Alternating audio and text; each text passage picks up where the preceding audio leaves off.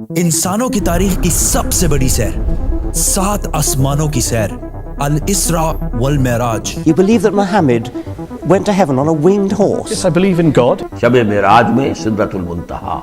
ये इतना अजीम सफर मक्का में रसूलुल्लाह सल्लल्लाहु अलैहि वसल्लम की जिंदगी के सबसे मुश्किल और सख्त टाइम में हुआ। पहले आप सल्लल्लाहु अलैहि वसल्लम का बाइकआउट किया गया, फिर आप सल्लल्लाहु अलैहि वसल्लम के दिल के सबसे करीब लोग हजरत अबू तालिब और हजरत खदीजा रज़ियल्लाहु ताला अन्हा की वफात, फिर ताइफ में आप सल्लल्लाहु अलैहि वसल्लम को इतने पत्थरों से मारा गया कि जूते खून से भर गए। एंड टू टॉप दैट, मक्का में आप सल्लल्लाहु अलैहि वसल्लम की सिटीजनशिप भी खत्म कर दी गई।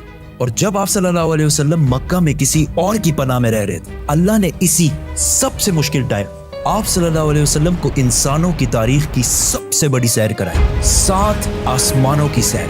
A journey like none before.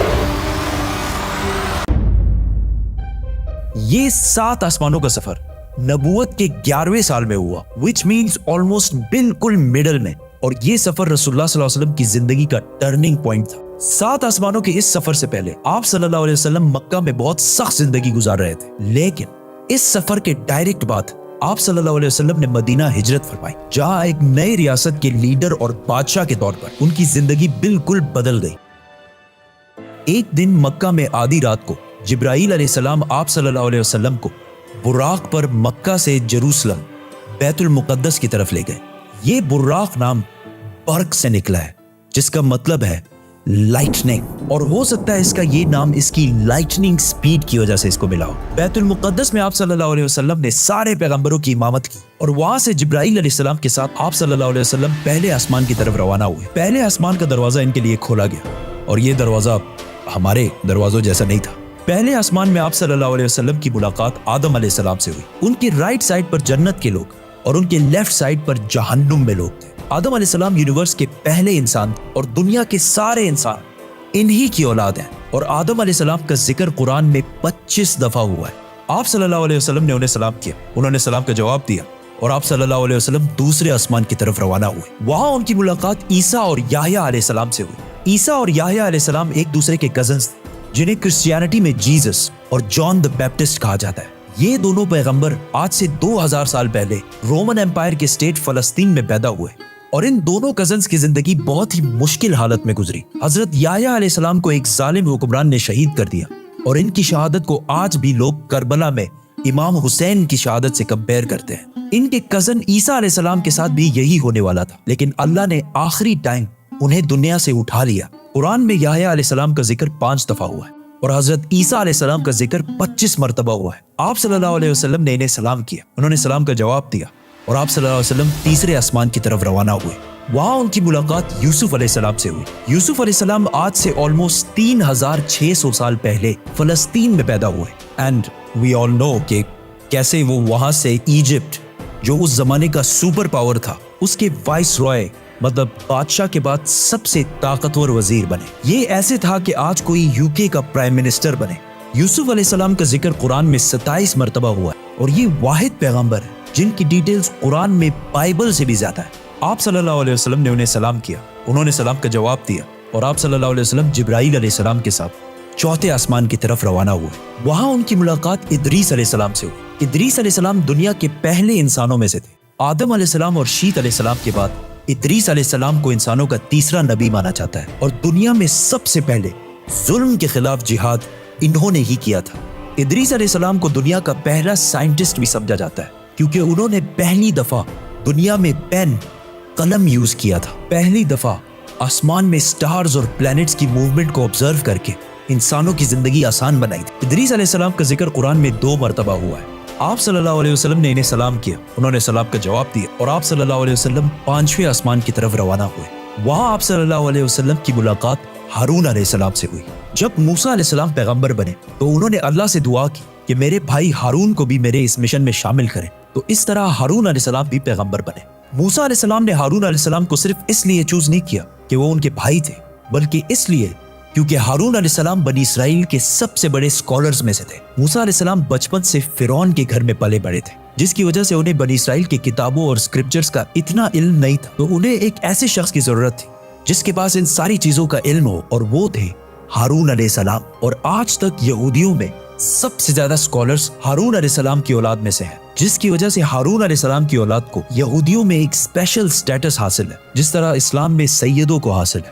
Haroon علیہ السلام کا ذکر قرآن میں 20 مرتبہ ہوا ہے۔ آپ صلی اللہ علیہ وسلم نے انہیں سلام کیا، انہوں نے سلام کا جواب دیا اور آپ صلی اللہ علیہ وسلم چھٹے آسمان کی طرف روانہ ہوئے۔ وہاں آپ صلی اللہ علیہ وسلم کی ملاقات ایک ایسے پیغمبر سے ہوئی جن کا ذکر قرآن میں سب سے زیادہ کیا گیا ہے، 136 ٹائمز، کیونکہ موسیٰ علیہ السلام کی سٹوری کو آج تک دنیا کی سب سے زیادہ انٹرسٹنگ اور آؤٹ اسٹینڈنگ سٹوری سمجھا جاتا ہے، اور آج بھی بکس، کامکس اور ایون ہالی ووڈ کی سب سے بڑی فلمز موسیٰ علیہ السلام کی سٹوری سے کہیں نہ کہیں انسپائرڈ ہوتی ہیں، جیسے کہ Superman, Harry Potter and many others. یہ سارے سٹوریز بلینز آف ڈالرز کما چکے ہیں۔ And I was like, come on, this is Musa alayhi salam's story.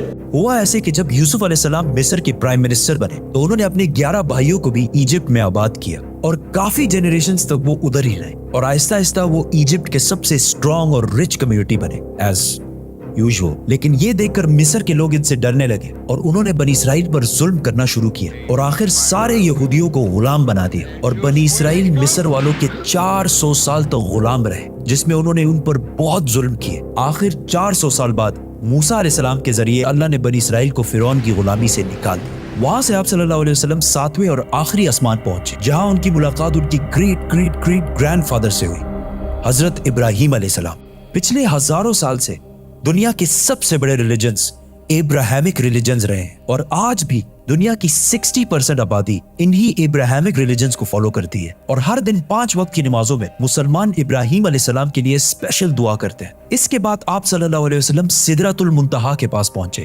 وہاں آپ صلی اللہ علیہ وسلم کو بیت المعمور دکھایا گیا، جس کا ہر دن 70,000 نئے فرشتے طواف کرتے ہیں۔ سدرۃ المنتہا آخری باؤنڈری ہے، وہ آخری حد ہے، مخلوق کوئی اس سے آگے نہیں جا سکتی۔ لیکن رسول اللہ صلی اللہ علیہ وسلم کو اجازت تھی، اسی لیے وہ جبرائیل علیہ السلام کو چھوڑ کر اکیلے آگے بڑھے اور اللہ کے دربار میں حاضر ہوئے۔ آپ صلی اللہ علیہ وسلم سے بعد میں صحابہ نے پوچھا کہ کیا آپ نے اندر اللہ کو دیکھا؟ تو آپ صلی اللہ علیہ وسلم نے کہا کہ میں کیسے دیکھتا، وہاں نور، لائٹ کا پردہ تھا۔ یہاں اس اتنے عظیم سفر کا اصلی مقصد ظاہر ہوا۔ یہاں اسلام کا سب سے بڑا حکم مسلمانوں پر فرض ہوا، نماز، جو پچھلے 1400 سال سے پورے دنیا کے کونے کونے میں ادا ہو رہی ہے۔ اس سے پہلے نماز فرض نہیں ہوئی کیونکہ مکہ میں مسجد بنانا امپاسبل تھا، لیکن آسمانوں کے اس سفر کے بعد مسلمانوں نے مدینہ کی طرف ہجرت کی اور وہاں اسلام کی پہلی مسجد بنائی، اور اسی نماز کی وجہ سے مدینہ میں ایک ایسی ڈسپلنڈ اور مضبوط کمیونٹی بنی جس نے آگے جا کے کچھ ہی سالوں میں رومن اور پرشین ایمپائر، 2 بڑی سپر پاورز کو فتح کر لیا۔ اس وقت آپ صلی اللہ علیہ وسلم پر 50 نمازیں فرض ہوئی۔ جیسے ہی آپ صلی اللہ علیہ وسلم وہاں سے روانہ ہوئے، ان کی ملاقات موسیٰ علیہ السلام سے ہوئی۔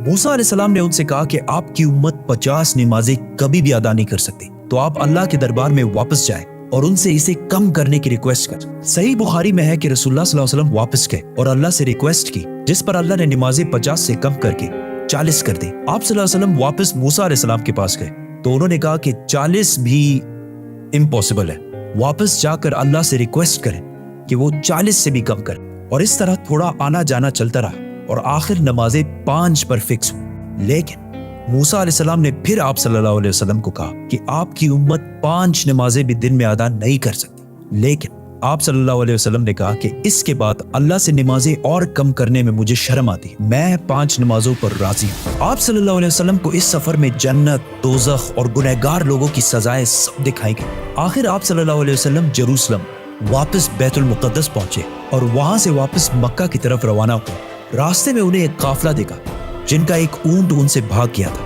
جیسے ہی آپ صلی اللہ علیہ وسلم واپس مکہ پہنچے تو مکہ والے سارے سو رہے تھے، which means یہ سارا کچھ آپ صلی اللہ علیہ وسلم نے ایک ہی رات میں کیا تھا۔ اب یہ کیسے پاسبل ہے؟ آئنسٹائن کی تھیوری آف ریلیٹیوٹی کے مطابق What is time?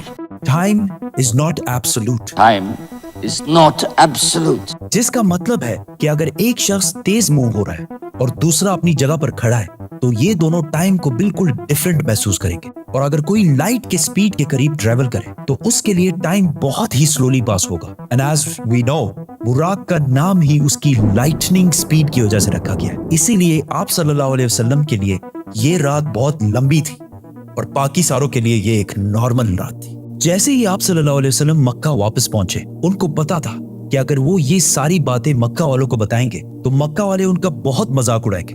लेकिन आप सल्लल्लाहु अलैहि वसल्लम ने सारों को क्लियरली कंप्लीट स्टोरी सुना दी, जिसकी वजह से मक्का वालों ने उनका बहुत मजाक उड़ाया और आप सल्लल्लाहु अलैहि वसल्लम से बैतुल मुक़द्दस के बारे में क्वेश्चंस पूछने लगे, क्योंकि उनको पता था कि इससे पहले आप सल्लल्लाहु अलैहि वसल्लम बैतुल मुक़द्दस कभी भी नहीं गए। लेकिन उसी टाइम आप सल्लल्लाहु अलैहि वसल्लम की मेमोरी को और स्ट्रॉन्ग करने के लिए अल्लाह ने बैतुल मुक़द्दस को आप सल्लल्लाहु अलैहि वसल्लम के सामने पेश किया, इसी तरह जिस तरह आप इस टाइम ये वीडियो देख रहे हैं।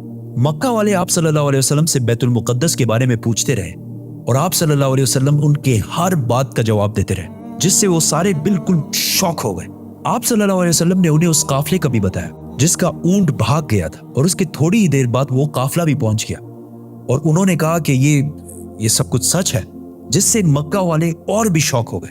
लेकिन ये ऐसा वाकया है कि जिसे आज भी और उस जमाने में भी मानना बहुत ही मुश्किल था, जिसकी वजह से कुछ कमजोर ईमान वाले मुसलमान भी इस्लाम से फिर गए और आप सल्लल्लाहु अलैहि वसल्लम के दोस्त जिन्होंने आप सल्लल्लाहु अलैहि वसल्लम को पनाह दी थी, उन्होंने भी आप सल्लल्लाहु अलैहि वसल्लम की बात नहीं मानी। लेकिन जब अबू बकर रज़ियल्लाहु ताला अन्हु को इसका पता चला तो उन्होंने कहा कि अगर रसूलुल्लाह सल्लल्लाहु अलैहि वसल्लम ने कहा है तो ये यकीनन बिल्कुल सच बात होगी, जिस पर उनका नाम उस दिन से अबू बकर सदीक पड़ा। ये सफर कोई मामूली सफर नहीं था, बल्कि इसने इस्लाम की सख्त दिन खत्म करके इस्लाम के उरूज के दिन शुरू किए, और इससे अगले ही साल मदीना से 72 लोग आप सल्लल्लाहु अलैहि वसल्लम को अपने बादशाह और लीडर के तौर पर मक्का से मदीना की तरफ ले जाने के लिए आए।